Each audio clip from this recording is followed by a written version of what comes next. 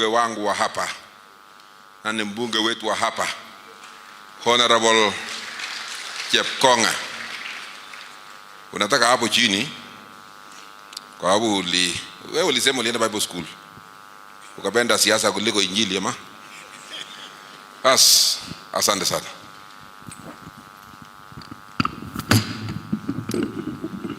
Bishop, thank you very much. Bwana asifiwe. Tumsifu Yesu Kristo. Chamge, Your Excellency, I want to take this opportunity to sincerely thank you for gracing this occasion. We were not very sure that you are going to make it because we saw you in Mombasa and you had told us you are coming. So we kept on saying, surely, from Mombasa, you may end up in Nairobi and not come here. And you may find some reason. But we want to thank God that you found time to come here. I want to thank my colleagues also for coming. I want to thank the governor for Elgeyo Marakwet, the governor for Uasin Gishu. I want to thank you very much, the clergy. I want to thank Reverend Bishop Kipsoi. He has preached in my church one time at AIC while I was attending AIC. You know, I was born in AIC. It's just that I'm a missionary in Reformed Church. I want to thank you very much. You know, Your Excellency, we will be very brief.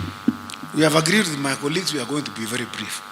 But I wanted to say this. I want to thank the members of this church for the work that they have done here. Your Excellency, you have heard what the chair of construction has said, Mr. Chebure, who happens to be my neighbor at home. He's also building AIC Kamngetwin. You know, this man is strong. I don't know where you get this strength, but I guess that God has given you the strength. And I want to thank them, Your Excellency, because they have not stolen even a 5 cents. Your Excellency, I want to thank you because when we had the fundraising here, the last one, you contributed generously. Your generous gift was brought to us by our chief guest that day, the Honorable Oscar SUDI. We had a lot of problems with Oscar SUDI. He was being told not to go to many constituencies. I told him, you come to my constituency, what's your problem? So, when he brought the money, Your Excellency, including his, you know we are very happy people. You know, we read the Bible. And so Ephesians tells us in Ephesians chapter, Thessalonians, 1 Thessalonians chapter 5 verse 18. It says, give thanks always in all circumstances because that is God's will. So when we received the money, we actually gave thanks. And I was a choir master, Your Excellency. I was singing for the money because it had been given generously. Now we were misunderstood. I was told by the Honorable Gladys Cholet, boss, she was out of the country. And she told me that video in which we were singing, it was being broadcast at Al Jazeera. So I asked him, surely, this we were just giving to the church, not to the media. You know, Your Excellency, we had a lot of problems. I was asked too many questions by my own colleagues in Parliament.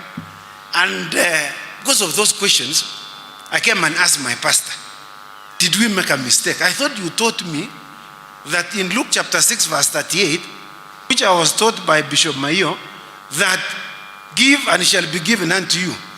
Pressed down, so shaken together, overflowing. So when Honorable Oscar SUDI, he brought that one, shaken together and overflowing. So I asked him, so what mistake did we commit? He told me, no. You have not read from Haggai chapter 2, verse 8. The Bible says, silver is mine, gold is mine, declares the Lord. Oh, so I told him, oh, so all these things we brought, it belongs to the Lord. He told me, yeah. Then I told him, you know, this reminds me something I was taught in my economics class in Form 5 and Form 6. That all monies in the world is backed by gold. So I said, oh, so even this Kenya shilling is also part of the gold that God owns. So I told him, oh, Then I'm learning something. Then he told me, you have also not read this Bible. There is also Psalms chapter 24 verse 1. It says, God says, all things belong to me. I said, oh, so even that one which you took to Chepkong'a AIC, it belongs to God. He said, yes, correct. Then he told me, you have also not read about Ezra. When he was going to build the kingdom, the temple, he collected all the money. He told me, read Ezra chapter 8 verse 25. And I actually read, and I found out that Ezra collected money from kings and from the Jews. And they went to build the temple in Jerusalem. So I told him, oh, so even that one which Honorable SUDI, which belongs to the president, was to build the temple in Chepkong'a. He said, that is correct. So, you know, as a result of that, I calmed down. So I want to thank you, Your Excellency, for giving to the church. It is in fact very biblical. After I had been taught by my pastor, now I am more born again than before. So, Your Excellency, continue giving. Because it is biblical. It is, I have been taught by my own pastor that you must give. So, we will continue to give, and we will continue to support Your Excellency in giving. Even if you told us today to give, you know, and as you know, I'm the chair of the National Prayer Breakfast and the MUNGU Fellowship. And you know, we are going through the book of Nehemiah. And we asked our own Naomi YAKO to send to you, because we are now in chapter 6. And the last preacher was Honorable Meli, the MP for Tindre. And when he sent to you, asking you to read with us, he said, he told me, you actually read and you blue ticked it. And we said, amen. So he is also reading with us in Nehemiah. So, and you know Nehemiah, when he was building, you know, building the walls of Jerusalem. So we compared him with the president. He's building the walls of Kenya.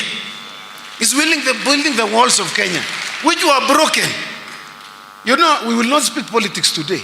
In fact, I have not said anything about politics. I thought I've only talked about what Christ has said and what God has said.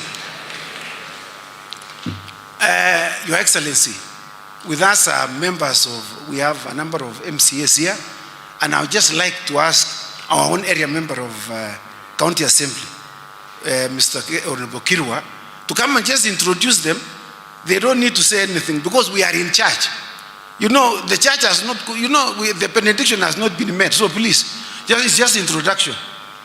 Please.